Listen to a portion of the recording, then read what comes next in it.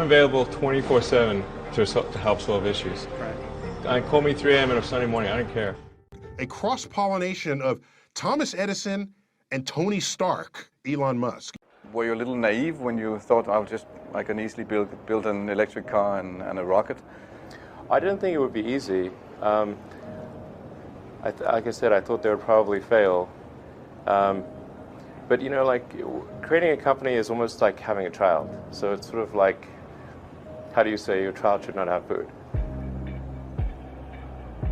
So once you have the company, you have to feed it and nurse it, and take care of it, even if it ruins you. Yeah.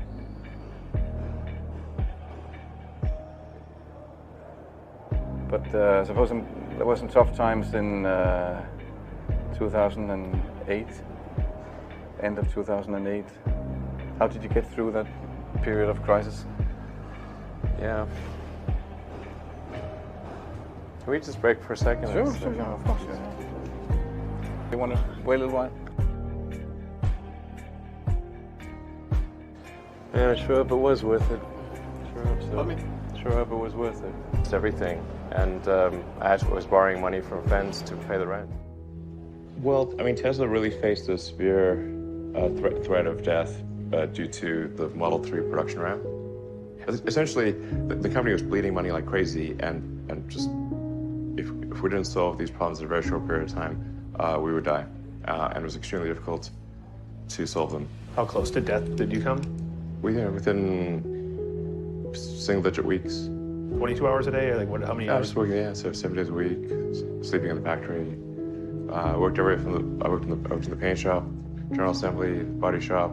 You ever worry about yourself imploding? Like it's just too much? Absolutely. No one should put this many hours into work. This is not good. People should not work this hard. They should not do this. It's very painful. Painful in what sense?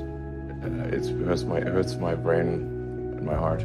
Where do you come up with your best ideas? Are you on vacation, or are you kind of just like in the middle of the night you wake up and start drawing things down? Or You know, sounds really cliche, but like the shower is probably like wake up and go to shower in the morning. And I think actually what's really happened is kind of stuff is percolated in the subconscious. Right.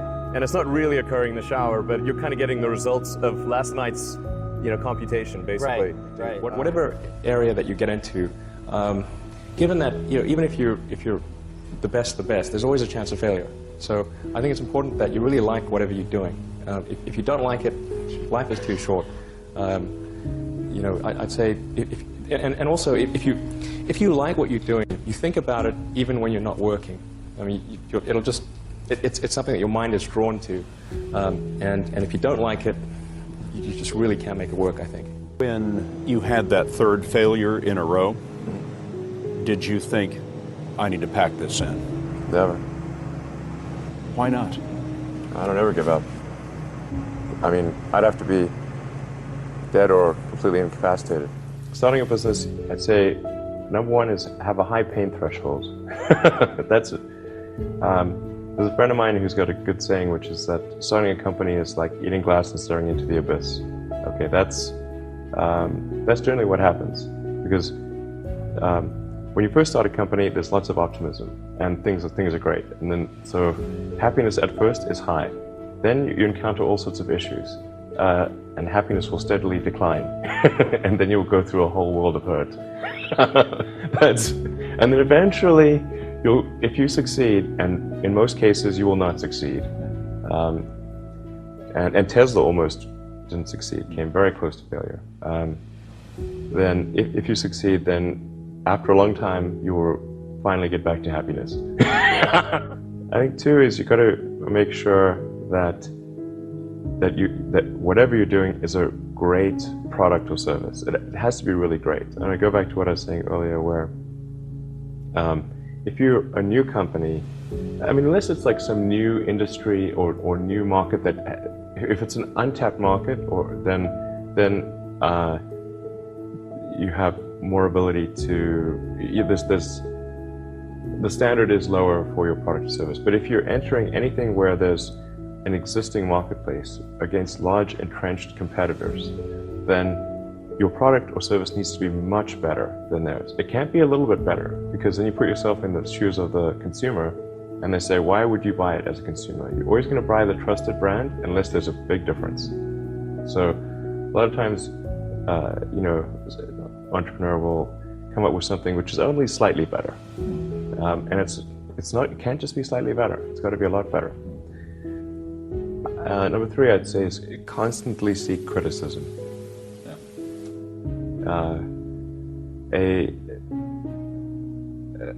A well thought out critique of whatever you're doing is as valuable as gold. And you should seek that from everyone you can, but particularly your friends. Usually your friends know what's wrong, but they don't want to tell you because they don't want to hurt you. So lift you up, sort of. So they'll say, oh, I wouldn't encourage my friend, so I'm not going to tell him what I think is wrong with this product. Yeah. It doesn't mean your friends are right, but very often they are right. And you at least want to listen very carefully to what they say. And to everyone, you're looking for, basically, you should take the approach that you're wrong. That you, the entrepreneur, are wrong. Your goal is to be less wrong.